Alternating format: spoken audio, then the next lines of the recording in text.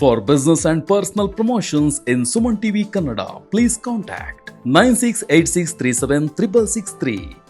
Madam, ಇವತ್ತಿಗೂ ಒಂದು ಯಕ್ಷ ಪ್ರಶ್ನೆ ಸೌಜನ್ಯ ಕೇಸ್. Yes. ಯಾಕಂದ್ರೆ ಯಾರು ಬಾಯಿ ಬಿಟ್ಟು ಮಾತಾಡ್ತಾ ಇಲ್ಲ. ಅಲ್ಲ. ಅದ್ರ ಬಗ್ಗೆ ಸಾಕಷ್ಟು ಒಂದು ಚರ್ಚೆಗಳಾಯ್ತು, ಸಾಕಷ್ಟು ವಿಷಯಗಳನ್ನ ಪ್ರಸಾರ ಮಾಡಿದ್ರು, ಯೂಟ್ಯೂಬರ್ಸ್ ಇಂದ ಹಿಡಿದು ಸ್ಯಾಟಲೈಟ್ ವರ್ಗೂ. ಸೊ ಬಹಳಷ್ಟೊಂದು ಚರ್ಚೆಗಳಾಯ್ತು, ಎಲ್ಲ ರೀತಿಯ ಒಂದು ಹೋರಾಟ ಮುನ್ನೆಲೆಗೆ ಬಂದ್ರು, ಮಾತನಾಡಿದ್ರು. ಇವತ್ತಿಗೂ ಸಹ ಸೌಜನ್ಯನ ಯಾರು ಅತ್ಯಾಚಾರ ಮಾಡಿದ್ರು, ಯಾರು ಆಕೆಯ ಕೊಲೆಗೆ ಕಾರಣರು ಅಂತ ಹೇಳಿ ಒಂದು ದೊಡ್ಡ ಪ್ರಶ್ನೆ ನಮ್ಮ ಮುಂದೆ ಇದೆ. ನಾನು ಕೇಳೋದು, ಈ ಸರ್ಕಾರ ಯಾವ್ದಾದ್ರೂ ಒಂದು ಕೊಲೆ ಆದಾಗ ಆರೋಪಿ ಯಾರಾದ್ರೂ ಇದ್ದೇ ಇರ್ತಾರಲ್ಲ, ಖಂಡಿತ ಅಲ್ವಾ?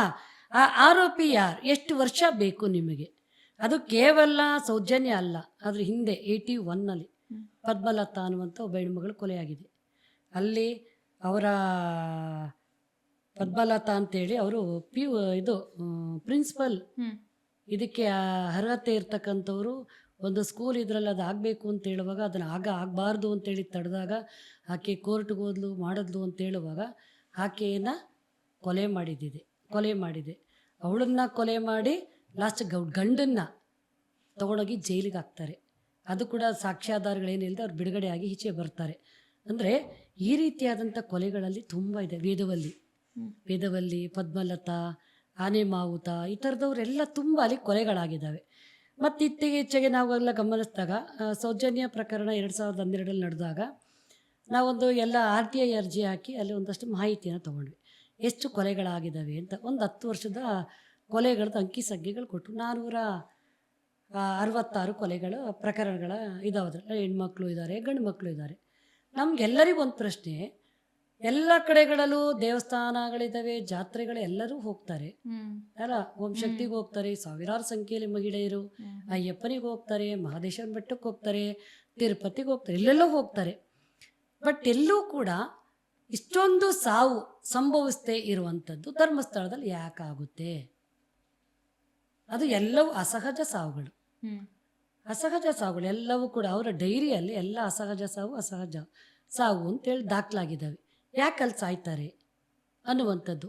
ಅದು 2012ರಲ್ಲಿ ಸೌಜನ್ಯ ಪ್ರಕರಣ ಯಾವಾಗ ಧ್ವನಿ ಆಯಿತು, ಅಲ್ಲಿ ಬೆಳ್ತಂಗಡಿಯಿಂದ ಮಂಗಳೂರಿಗೆ ಆ ಹೋರಾಟನ ತಗೊಂಬರ್ಬೇಕಾದ್ರೆ ದೊಡ್ಡ ಸಾಧನೆಯನ್ನು ಮಾಡಿ ಬಂದಿದ್ದು. ಮತ್ತು ಅವ್ರ ತಾಯಿನೂ ಕೂಡ ಅಷ್ಟೇ ಗಟ್ಟಿಯಾಗಿ ನಿಂತರು, ಕುಸುಮ ಅವರು.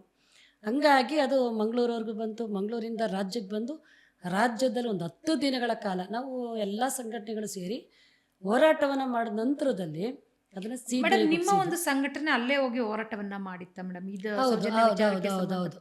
ಬೆಳ್ತಂಗಡಿಯಲ್ಲಿ ನಮ್ಮದು ಮಹಿಳಾ ಸಂಘಟನೆ ಎಲ್ಲ ಇದೆ. ಆ ಇನ್ಸಿಡೆಂಟನ್ನು ಇಟ್ಟು ಅವ್ರ ತಾಯಿ ಜೊತೆಯಲ್ಲಿ ನಿಂತು ಅಲ್ಲಿಂದ ಅವ್ರಿಗೆ ಧೈರ್ಯ ತುಂಬಿ ಇದು ಮಾಡುವಾಗ ಅವ್ರನ್ನ ಇಟ್ಕೊಂಡು ಬೆಳ್ತಂಗಡಿಯಿಂದ ಮಂಗಳೂರಿಗೆ ಶಿಫ್ಟ್ ಆಗಿದೆ. ಯಾಕೆ ಅಂತಂದರೆ ಅಲ್ಲಿರುವಂಥ ಪ್ರಭಾವಿ ವ್ಯಕ್ತಿಗಳ ಬಲಾಢ್ಯರ ದೌರ್ಜನ್ಯಕ್ಕೆ ಎದುರಿ ಏನೇ ಒಂದು ದಪ್ಪಾಳಿಕೆ ಆದರೂ ಕೂಡ ಧ್ವನಿ ಎತ್ತಲ್ಲ.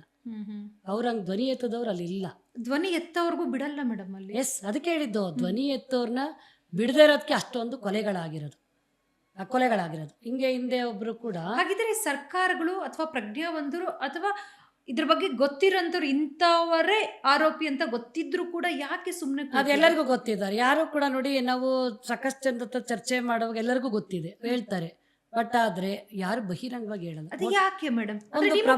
ಯಾಕೆ ಒಂದು ಪ್ರಭಾವಿ ವ್ಯಕ್ತಿಗಳಿಗೆ ಇವರು ಬಲಿಯಾಗಿರೋಂಥದ್ದು, ಅವ್ರ ಜೊತೆ ಶಾಮೀಲಾಗಿರುವಂಥ ಆ ವ್ಯಕ್ತಿಗಳನ್ನ ಬಿಟ್ಕೊಡ್ಲಿಕ್ಕೆ ಆಗದೆ ಇರುವಂಥ ಕಾರಣಗಳು ವೋಟ್ ಬ್ಯಾಂಕ್ ರಾಜಕೀಯ ಇವೆಲ್ಲವೂ ಇಟ್ಕೊಂಡು ಇವತ್ತು ಅಲ್ಲಿ ನೂರಾರು ಕೊಲೆಗಳಾದಾಗಲೂ ಕೂಡ ಧ್ವನಿ ಎತ್ತಲಿಕ್ಕೆ ಇಲ್ಲ. ನಾನು ಒಂದು ಕೇಳ್ತೀರಿ, ಈಗ BJPಯವರು ಕುಸುಮ ಅವ್ರ ಮನೆಗೆ ಹೋದರು, ನೀವು ಎಲ್ಲೂ ಬೇಕಾದ್ರೂ ಹೋರಾಟ ಮಾಡಿ ನಾವು ನಿಲ್ತೀವಿ ಅಂತ ಹೇಳಿದ್ರು, ಆಯಿತಾ? ಅದೇ ಥರದಲ್ಲಿ ಕಾಂಗ್ರೆಸ್ನವರು ಹೇಳ್ತಾರೆ ಇವತ್ತು SIT ತನಿಖೆ ಅಂತೇಳಿ ಕೊಟ್ಟಿದ್ದಾರೆ. SIT ತನಿಖೆ ಕೊಟ್ಟಾದ್ಮೇಲೆ ಎಲ್ಲ ಕೇಸ್ಗಳನ್ನೂ ಕೊಡಬೇಕು SIT ತನಿಖೆಗೆ. ಕೇವಲ ಯಾವುದೋ 1-2 ಕೇಸ್ಗಳು ಮಾತ್ರ ಅಲ್ಲ, ಅವ್ರು ಯಾರೋ ಬುರುಡೆ ಇಟ್ಕೊಂಬಂದು ಅದನ್ನು ದಿಕ್ತಪ್ಸದ ಅಷ್ಟು ಬಿಟ್ಟರೆ ನಾವು ಕೇಳುವಂಥ ಅಲ್ಲಿ ಆಗಿರುವಂಥ ಕೇಸ್ಗಳು ಎಷ್ಟು FIR ಆಗಿದ್ದಾವೆ? ಆಗಿಲ್ಲ. ಯಾಕೆ ಆರೋಪಿಗಳು ಸಿಕ್ಕಲಿಲ್ಲ? ಅದು ಬೇರೆ ಕೇವಲ ಧರ್ಮಸ್ಥಳದಲ್ಲಿ ಮಾತ್ರನೇ ಡೆತ್ ಆಗಿಲ್ಲ, ಬೇರೆ ಬೇರೆ ರಾಜ್ಯಗಳಿಂದ, ಜಿಲ್ಲೆಗಳಿಂದ ಅಲ್ಲಿ ಹೋದವರೆಲ್ಲ ಡೆತ್ ಆಗೋರೆ. ಹಾಗಾಗಿ ಇಡೀ ರಾಜ್ಯದಲ್ಲಿ ಅವ್ರು SIT ತನಿಖೆ ಮಾಡಿದ ಕೂಡಲೇ ಸಾಕಷ್ಟು ದೂರುಗಳು ಬಂದಿದ್ದಾವೆ SITಗೆ. ನಮ್ಮೂರಿಂದ ನನ್ನ ಮಗಳು ಕಾಣಿಯಾಗಿದ್ಲು ಅಂತೇಳಿ ನಾವು ಕೇಳೋದು ಮುಕ್ತವಾಗಿ. ಯಾರಿಗೂ ಆ ಥರ ಭಯ ಇಲ್ಲ. ಅಂದರೆ ಇದನ್ನು ಗಂಭೀರವಾಗಿ ತನಿಖೆ ಮಾಡಿರಿ, ಯಾರು ಇದ್ರೂ ಕೂಡ ಪನಿಷ್ಮೆಂಟ್ ಆಗಲಿ ಅಂತೇಳಿ ಹೇಳುವಂಥ ಎದೆಗಾರಿಕೆ ಯಾಕೆ ಯಾವ ರಾಜಕಾರಣಿಗಳಿಗೂ ಬರ್ತಿಲ್ಲ, ಯಾವ ರಾಜಕಾರಣಿಗಳಿಗೆ ಯಾಕೆ ಬರ್ತಿಲ್ಲ ಅಂತೇಳಿ. ಹಂಗಾಗಿ ಇದ್ರ ಹಿಂದೆ ತುಂಬ ಪ್ರಭಾವಿ ವ್ಯಕ್ತಿ ಮತ್ತು ಯಾರು ಅನ್ನುವಂಥ ಸತ್ಯ ಗೊತ್ತಿದೆ. ಹಾಗಾಗಿನೇ ಸೌಜನ್ಯ ಕೇಸಲ್ಲೂ ಕೂಡ ಅವರಿಗೆ ಕೊಟ್ಟಂಥ ಮೆಡಿಕಲ್ ರಿಪೋರ್ಟ್, ವೈದ್ಯರು ಸರಿಯಾದಂಥ ರಿಪೋರ್ಟ್ ಕೊಟ್ಟಿಲ್ಲ, ಪೊಲೀಸ್ ತನಿಖೆ ಸರಿ ಇಲ್ಲ, ಅವ್ರ ಮೇಲೆ ಆ್ಯಕ್ಷನ್ ಮಾಡಬೇಕು ಅಂತ CBI ಕೋರ್ಟ್ ಹೇಳಿದೆ. ಸರ್ಕಾರ ಕೂಡ ಅದನ್ನು ತಲೆ ಕೆಡಿಸ್ಕೊಂಡಿಲ್ಲ. 2-3 ಸಲ ನಾವು ಕೂಡ ಮುಖ್ಯಮಂತ್ರಿ ಅವ್ರನ್ನ ಭೇಟಿ ಮಾಡಿದ್ದೀವಿ, ಕಾನೂನು ಸಲಹೆಗಾರನ ಕೇಳ್ತೀವಿ ಅಂತೇಳಿ. ನಾನು ಕೇಳೋದು ಕುರ್ಚಿ 25 ವರ್ಷ ಹೋಗುತ್ತೆ, ಆದರೆ ಇವರು ಮಾಡುವಂಥ ಕೆಲಸಗಳು ಶಾಶ್ವತವಾಗಿ ಇಲ್ಲಿ ಉಳಿಯುತ್ತೆ. ಬೇರೆ ಹೆಣ್ಣುಮಕ್ಕಳಿಗೆ ಕೂಡ ಎಂಥವ್ರಿಗಾದ್ರೂ ಪನಿಷ್ಮೆಂಟ್ ಆಗುತ್ತೋ ಒಂದು ಎಚ್ಚರಿಕೆ ಗಂಟೆ ಹೋಗ್ತಿತ್ತು, ಬಟ್ ಅದ್ರಲ್ಲಿ ಆಗ್ತಿಲ್ಲ. ಇವತ್ತು SIT ತನಿಖೆ ಕೊಟ್ಟಿದ್ದಾರೆ, ಮಹಿಳಾ ಆಯೋಗದ ಅಧ್ಯಕ್ಷರು ಅದ್ರ ಮೇಲಿನ ಮೇಲೆ ಪತ್ರ ಬರೀತಿದ್ದಾರೆ, ಮಾಹಿತಿಗಳನ್ನ ಕೊಡಿ, ಕರೆಕ್ಟ್ ಆದಂಥ ತನಿಖೆ ಆಗಲಿ ಅಂತೇಳಿ. ಆ ರೀತಿ ಮಾತಾಡಿದಾಗಲೂ ಕೆಲವು ಮಾಧ್ಯಮಗಳು ಅವ್ರ ಮೇಲೆ ಮುಗಿ ಬಿದ್ದಿದ್ದು ನಾವು ಕಂಡಿದ್ದೀವಿ.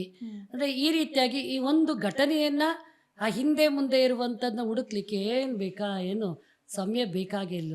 24 ಅವರ್ಸಲ್ಲಿ ಇವತ್ತು ಜಾಲ ಎಂತೆಂಥವ್ರನ್ನ ಭೇದಿಸಿರುವಂಥದ್ದು ನೋಡಿದ್ವಿ ನಾವು, ನಮ್ಮ ಪೊಲೀಸ್ನವರು. ಅಲ್ಲ, ಈ ವಿಚಾರದಲ್ಲಿ ನಿದ್ದೆ ಮಾಡ್ತಾ ಇರೋ ಹಾಗೆ ನಟಿಸೋರ್ನ ಎಚ್ಚರ ಪಡಿಸೋದು ಕಷ್ಟ. ಅದು ಕಷ್ಟ. ಹಂಗಾಗಿ ಶಾಮೀಲಾಗಿ ನಿಂತಿರೋದ್ರಿಂದ ಇವತ್ತು ಆ ರೀತಿಯಾದಂಥ ಕೇಸ್ಗಳಿದ್ದಾವೆ. ಹಾಗಾಗಿ ಇವಾಗಲೂ ಕೂಡ ಬಾಲನ್ ಅವರು ಕುಸುಮ ಅವ್ರ ಕೇಸ್ ಇದು ಮಾಡುವಾಗ ಮೊನ್ನೆ ಸರ್ಕಾರ ಹೇಳಿದೆ ಕೆಲವು ಕೇಸ್ಗೆ FIR ಹಾಕ್ತೀವಿ ಅಂತೇಳಿ. FIR ಹಾಕಿದ್ಮೇಲೆ ಹುಡುಕ್ಲೇಬೇಕಾಗುತ್ತೆ ಆರೋಪಿಗಳನ್ನ, ಅದು ಹುಡುಕುವಂಥ ಕೆಲಸಗಳು ಅಂದರೆ ಇಂತಹ ಘಟನೆಗಳನ್ನ ಇವತ್ತು ಮಾದರಿಯಾಗಿ ತಗೊಂಡು ಸರ್ಕಾರಗಳು ನಿಜವಾಗ್ಲೂ ಕೂಡ ಅವ್ರಿಗೊಂದು ರಾಜಕೀಯ ಇಚ್ಛಾಶಕ್ತಿ ಇದ್ದು, ಮಹಿಳೆಯರ ಬಗ್ಗೆ ಕಾಳಜಿ ಇದ್ದು, ಈ ಸಮಾಜದಲ್ಲಿ ಇಂತಹ ಘಟನೆಗಳು ತಡಿಬೇಕು ಅನ್ನುವಂಥ ಮನಸ್ಥಿತಿ ಇರ್ತಕ್ಕಂಥವರು ಇವತ್ತೇನಾದರೂ ವಿಧಾನಸೌಧದಲ್ಲಾಗಲಿ ಪಾರ್ಲಿಮೆಂಟಲ್ಲಾಗಿ ಇದ್ದಿದ್ದರೆ ಇಂತಹದ್ದು ಈಚೆ ಬರ್ತಿದ್ವು. ಇವತ್ತು ಯಾಕೆ ಅಂತನ್ನುವಾಗ ಅವರು ಚುನಾವಣೆಗಳಲ್ಲಿ ಕೊಟ್ಟಂಥ ಇದಾಗುವಾಗ ನಾಮಿನೇಷನ್ ಹಾಕುವಾಗ ಕೊಟ್ಟಂಥ ಮಾಹಿತಿಗಳನ್ನ ತಗೊಂಡ್ರೆ ಎಷ್ಟು ಜನ ಕ್ರಿಮಿನಲ್ಗಳಾದವರು ಇವತ್ತು ವಿಧಾನಸೌಧ ಮತ್ತು ಪಾರ್ಲಿಮೆಂಟಲ್ಲಿ ಇದ್ದಾರೆ. ಅಂಥವರಿಂದ ನಾವು ಹೆಂಗೆ ನಿರೀಕ್ಷೆ ಮಾಡೋಕ್ಕೆ ಸಾಧ್ಯ ಅನ್ನೋದು. ಹಂಗಾಗಿ ಇವತ್ತು ಇಂತಹ ಘಟನೆಗಳು ಮತ್ತು ಜಾಸ್ತಿ ಆಗ್ತಿದ್ದಾವೆ. ಹಾಗಿದ್ರೆ ಮೊದಲಿನಿಂದಲೂ ಹೆಣ್ಣುಮಕ್ಕಳು ಹೋರಾಟವನ್ನ ನಡೆಸ್ತಾ ಇದ್ರು, ಇನ್ನು ಮುಂದಕ್ಕೂ ಸಹ ಅವರ ಹೋರಾಟಗಳಿಂದ ಅಷ್ಟೇನೆ ಇವತ್ತು ಒಂದಷ್ಟು ನ್ಯಾಯ ಸಿಗ್ತಿರೋದು. ಬಿಟ್ರೆ SIT ತನಿಖೆ ಕೊಡಬೇಕು ಅಂತೇಳಿ ಸೌಜನ್ಯ ಕೇಸ್ ಇಟ್ಕೊಂಡು ನಿರಂತರ ಹೋರಾಟ ನಾವೆಲ್ಲರೂ ಮಾಡಿದ್ವಿ. ಅದ್ರ ಭಾಗವಾಗಿ ಈಗ ಕೊಟ್ಟಿದ್ದಾರೆ, ಅದನ್ನ ನಾವೆಲ್ಲರೂ ವೆಲ್ಕಮ್ ಮಾಡಿದ್ವಿ. ಬಟ್ ಒಳ್ಳೆ ಫಲಿತಾಂಶ ಈಚೆ ಬರಬೇಕು, ಅದು ಸರಿಯಾದಂಥ ರೀತಿಯಲ್ಲಿ ತನಿಖೆಯನ್ನು ಮಾಡಿ. ಹಾಗಾಗಿ ಅದು ಒಂದು ಕೇಸ್ ಆಗಲಿ 2 ಕೇಸ್, ನಾನು ಆ ಕೇಸ್ಗಳು ನಡೆಯುವಾಗ ಸಾಕಷ್ಟು ಕಡತಗಳನ್ನ ಸುಟ್ಟು ಹಾಕಿದ್ದಾರೆ, ಹಿಂಗೆಲ್ಲ ಮಾಡಿದ್ರು ದಾಖಲೆಗಳನ್ನ. ಅಂಥವ್ರ ಮೇಲೆ ಕ್ರಮನೂ ಆಗಬೇಕಲ್ಲ, ಯಾಕೆ ದಾಖಲೆಗಳನ್ನ ಸುಟ್ಟು ಹಾಕ್ತಾರೆ? ಈಗ ನಾನು ತಪ್ಪು ಮಾಡಿಲ್ಲ ಅಂತಂದಾಗ ಓಪನ್ ಆಗಿರಬೇಕು, ಯಾವ ರೀತಿ ತನಿಖೆಗೂ ನಾನು ಸಿದ್ಧ ಅಂತೇಳಿ. ಅದನ್ನು ಬಿಟ್ಟು ದಾಳಿ ಮಾಡಿಸೋದು, ಬೆದರಿಸೋದು, ಕಿಡ್ನಾಪ್ ಮಾಡಿಸೋದು ಇಂಥವೆಲ್ಲವೂ ಕೂಡ ನಡೆದಿದ್ದಾವಲ್ಲ. ಹಾಗಾಗಿ ಇದನ್ನು ನಾವು ತೀವ್ರವಾಗಿ ಅದನ್ನು ಖಂಡಿಸ್ತೀವಿ. ಬಟ್ ಅದು ಹಂಗಾಗಿ ಅಂತಹ ಕೇಸಿಗೆ ಇವತ್ತು ನ್ಯಾಯ ಸಿಗಬೇಕು ಅಂತ ಹೇಳ್ತೀವಿ.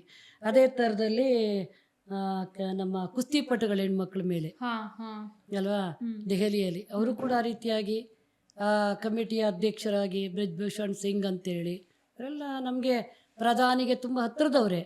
ಯಾರ ಮೇಲೆ ಪನಿಷ್ಮೆಂಟ್ ಆಯಿತು ಅಂತೇಳಿ, ಯಾರಿಗಾಯ್ತು? ಹೆಣ್ಣುಮಕ್ಕಳು ನೋವೇ ಜಾಸ್ತಿ ಅಲ್ವಾ? ಅಂದ್ರೆ ಇಡೀ ದೇಶದ ಜನ ಹೆಣ್ಮಕ್ಳು ನಾವು ನಿಮ್ಮ ಜೊತೆ ಇರ್ತೀವಿ ಅಂತೇಳಿ ಸಾಥ್ ಕೊಟ್ಟಿದ್ದಕ್ಕೆ ಅವರಲ್ಲಿ ಕೂತ್ಕೊಂಡು ಹೋರಾಟ ಮಾಡಿದ್ರು. ಬಟ್ ಆದ್ರೆ ಇವತ್ತು ಯಾವ ಕೋರ್ಟ್ ಮೇಲೆ ನಂಬಿಕೆ ಇಟ್ಕೊಂಡು ಇವತ್ತು ಹೆಣ್ಣುಮಕ್ಳು ನ್ಯಾಯ ಕೇಳಲಿಕ್ಕೆ ಹೋಗ್ತಾರೆ? ಏನೇ ಹಾಗಿದ್ರೆ ಹೆಣ್ಣು ಮಕ್ಕಳು ಹೇಗಿರ್ಬೇಕು ಮೇಡಮ್? ಹಾಗಾಗಿ ಸಹ ಸತತವಾಗಿ ಒಂದಷ್ಟು ಪರಿಸ್ಥಿತಿಗಳನ್ನ ನೋಡಿದಿರಿ, ನೀವು ಲೋಕಲ್ ಆಗು ನೋಡಿದಿರಿ, ಸೊ ನ್ಯಾಷನಲ್ ಲೆವೆಲ್ ಆಗು ನೋಡಿದಿರಿ. ಸೊ ಇಂಥ ಸಂದರ್ಭದಲ್ಲಿ ನಮ್ಮ ಹೆಣ್ಣು ಮಕ್ಕಳು ಹೇಗೆ ಜಾಗೃತಿ? ನಾನು ಒಂದು ಹೇಳ್ತೀನಿ ಅಂತ ಹೇಳಿದ್ರೆ, ಹೆಣ್ಮಕ್ಳಿಗೆ ಒಂದು ಇವತ್ತು ನಡೀತಿರುವಂಥ ಎಲ್ಲ ಘಟನೆಗಳನ್ನ ನಾವು ಕಣ್ಣಾರೆ ನೋಡ್ತಿರ್ತೀವಿ, ಅಕ್ಕಪಕ್ಕ ನೋಡ್ತಿರ್ತೀವಿ. ಮಹಿಳೆಯರು ಒಂದಷ್ಟು ಒಗ್ಗಟ್ಟಾಗಬೇಕು, ಸಂಘಟನೆಗಳನ್ನ ಕಟ್ಕೊಳ್ಳಿಕ್ಕಾಗಬೇಕು. ಒಬ್ಬ ಹೆಣ್ಮಗಳು ನೊಂದು ಹೆಣ್ಮಗಳಿಗೆ ಏನಾದರೂ ಸಮಸ್ಯೆ ಆದಾಗ ಅದು ನನ್ನ ನೋವು ಅಂತ ಹೇಳುವಂಥ ರೀತಿಯಲ್ಲಿ, ನನ್ನ ನೋವು ಅಂತೇಳಿ ಆಕೆಗೆ ಸಾಥ್ ಕೊಡುವಂಥ ರೀತಿಯಲ್ಲಿ ಸಹಾಯ ಮಾಡೋಕ್ಕಾಗಬೇಕು. ಇವತ್ತು ಅಂಥ ಇದಿಲ್ಲ. ಯಾಕೆ ಅಂತಂದರೆ ಇದೊಂದು ಪುರುಷ ಪ್ರಧಾನದ ವ್ಯವಸ್ಥೆಯಲ್ಲಿ ಮಹಿಳೆಯರು ಆ ರೀತಿ ಆರ್ಗನೈಸ್ ಆಗ್ತಾರೆ ಅಂತಂದರೆ ಹೆಂಗೆ ಹೊಡಿಬೇಕು ಅಂತೇಳಿ ನೋಡುವಂಥದ್ದು ನೋಡ್ತೀವಿ. ಹೊಡಿಬೇಕು ಅಂತೇಳಿ ಯಾವ್ದಾರು ಒಬ್ಬ ಹೆಣ್ಮಗಳು ಪೊಲಿಟಿಕಲ್ ಆಗಿ ಆದರೂ ಕೂಡ ಒಂದು ಹೆಣ್ಮಗಳನ್ನ ಟೀಕೆ ಮಾಡ್ಬೇಕಾದ್ರೆ ಇನ್ನೂ ಅದೇ ಪಾರ್ಟಿಲಿರುವಂಥ ಇನ್ನೊಬ್ಬ ಹೆಣ್ಮಗಳನ್ನ ಎತ್ತಿ ಬಿಡ್ತಾರೆ ಟೀಕೆ ಮಾಡಲಿಕ್ಕೆ. ಮಹಿಳೆಯರ ವಿರುದ್ಧ ಎತ್ತಿ ಕಟ್ಟುವಂಥ ಕೆಲಸ ಈ ವ್ಯವಸ್ಥೆ ಒಳಗಡೆ ಅದು ವ್ಯವಸ್ಥಿತವಾಗಿ ನಡೀತಿದೆ. ಬಟ್ ಅದಕ್ಕೆ ಕಡಿವಾಣ ಹಾಕುವಂಥ ಕೆಲಸ ನಾವು ಮಾಡಬೇಕು ಅಂತೇಳಿ. ಯಾಕೆಂದರೆ ಇವಾಗ ಅದನ್ನೆಲ್ಲ ಕೂಡ ಬದಿಗಿಟ್ಟು ಮುಂದೆ ಬಂದಿದ್ವಿ ಹೆಣ್ಮಕ್ಳು. ಇವತ್ತು ಸ್ತ್ರೀ ಶಕ್ತಿ ಸಂಘಗಳನ್ನ ಕಟ್ಕೊಂಡಿದ್ದಾರೆ, ಒಗ್ಗಟ್ಟಾಗಿ ಇವತ್ತು ಸಾಕಷ್ಟು ಹೋರಾಟಗಳನ್ನ ಮಾಡ್ತಾರೆ, ಹಿಂಗೆಲ್ಲವೂ ಇದೆ. ಆದರೆ ಇನ್ನೂ ಕೂಡ ಅದು ಆಗಬೇಕಿದೆ, ಚೆನ್ನಾಗಿ ಸದುಪಯೋಗ ಪಡಿಸಬೇಕು, ಹೆಣ್ಮಕ್ಳು ಮುನ್ನೆಲೆಗೆ ಬರಬೇಕು, ಧೈರ್ಯವಾಗಿ ಮಾತಾಡಬೇಕು. ಅದನ್ನ ಏನು ಮಾಡ್ತಿದ್ದಾರೆ, ಜಾತಿ ಭಾಷೆ ಧರ್ಮದಲ್ಲಿ ವಿಭಜನೆ ಮಾಡ್ತಿದ್ದಾರೆ. ಮಹಿಳೆಯರ ಸಮಸ್ಯೆಗಳು ಪಕ್ಕಕ್ಕೆ ಸರಿಯ ಕಾರಣ ಅನ್ನುವಾಗ ಜಾತಿ ಭಾಷೆ ಧರ್ಮದಲ್ಲಿ ಅವ್ರನ್ನ ವಿಭಜನೆ ಮಾಡ್ತಿದ್ದಾರೆ. ಅದಕ್ಕೆ ನಾವು ಬಲಿಯಾಗಬಾರ್ದು ಅಂತೇಳಿ ಯಾವುದೇ ಧರ್ಮದ ಹೆಣ್ಮಗಳಾದರೂ ಕೂಡ ಎಲ್ಲರ ಮೇಲೆ ಆಗೋದು ಒಂದೇ ಹಿಂಸೆ, ಎಲ್ಲ ಮೇಲೆ ಆಗೋದು ಕೂಡ ದೌರ್ಜನ್ಯ ಒಂದೇ ಸ್ವರೂಪದಾಗಿರ್ತದೆ. ಅದನ್ನು ಇವತ್ತು ಧರ್ಮ ಭಾಷೆ ಜಾತಿ ಹೆಸರಿನಲ್ಲಿ ಹೊಡೆಯುವಂಥದ್ದು ಒಂದು ನೋಡ್ತಾರೆ.